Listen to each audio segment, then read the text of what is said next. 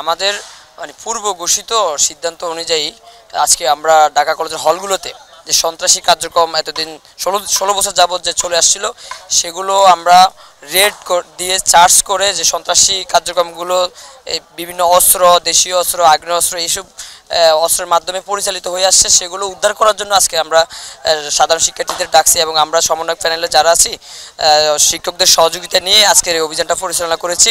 আসলে আজকের অভিযান পরিচালনা করার আমাদের উদ্দেশ্য হচ্ছে আমাদের ইতিমধ্যে হল প্রশাসন সিট বরাদ্দ নিয়ে একটা নোটিশ দিয়েছে যে ২১ তারিখ থেকে সাধারণ শিক্ষার্থীরা তাদের বিভাগীয় প্রধানদের মাধ্যমে হলে সিট বরাদ্দের আবেদন করবে। তো সেজন্য আমরা চিন্তা ভাবনা করলাম যে ঢাকা কলেজে যে ছাত্রলীগ যে সারা দেশে বিশেষ করে যে বাংলাদেশ ছাত্রলীগের সেন্ট্রাল পয়েন্টকে সবসময় মানে সন্ত্রাসী কার্যক্রম করার জন্য যে সাপোর্টগুলো দিয়েছে সেটা ঢাকা কলেজ ছাত্রলীগ দিয়েছে, এটা আমরা সবাই জানি। এবং এই ঢাকা কলেজের হলগুলোতে যে দেশীয় অস্ত্রগুলো আছে, আগ্নেয় অস্ত্রগুলো আছে, এটা সবাই আমরা জানি।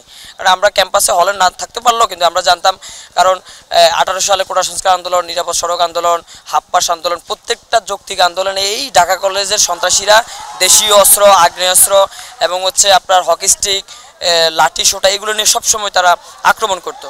তো আমরা সেই চিন্তাভাবনা থেকে যে না, আমাদের আগে হলগুলো পরিষ্কার করা উচিত, হলগুলো যাতে নতুন শিক্ষার্থীরা আসবে তারা যাতে নতুনভাবে উঠতে পারে, হ্যাঁ, শিক্ষার্থী বান্ধব পরিবেশ থাকে, সেজন্য আমরা উদ্যোগ নিয়েছি শিক্ষকদের সাথে কথা বলে যে সাধারণ শিক্ষার্থীরাও আসছে, সবাইকে নিয়ে আমরা বিভিন্ন হলগুলো চার্জ করেছি। সাংবাদিক ভাইরাও ছিল ওইখানে। আমরা হকি স্টিক, অথচ আমাদের হকি খেলার মাঠ নাই, তারপর দেশীয় অস্ত্র, চাপাতি, বড় বড় রামদা, তারপরে ওই যে বটি, আর আবার মাদক দ্রব্য যেগুলো আছে, মদ, পেন্সিডিল, তারপর ইয়াবা এবং যে এগুলো খাওয়ার যে সরঞ্জামগুলো ছিল সেগুলো আমরা উদ্ধার করেছি।